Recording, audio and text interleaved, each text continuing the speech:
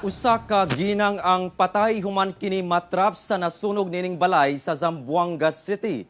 Aduna matutpay gibalikan ang biktima nga kabtangan apan naangin na hinuon ang kinabuhi niini. Ang detalye sa report ni Krisa Dapitan. Patay na dihang na-recover ang lawas sa 40 anyos nga si Haji Kidang Haber. Dihang nasunog ang balay niini sa barangay Santa Barbara, Zamboanga City.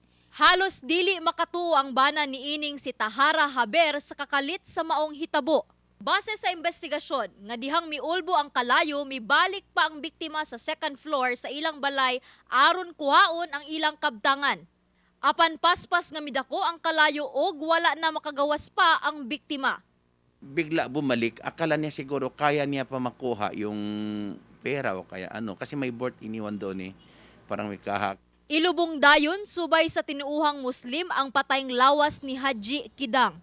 Sumala ni Zamboanga City District Fire Marshal Lucio Albaracin nga electrical short circuit ang tinubdan sa sunog. Panawagan sa BFP nga unahon ang kinabuhi kaysa ubang mga butang panahon sa emerhensiya. May nagsabi naman daw na kuryente po yung dahilan, di na natin matukoy sa ngayon.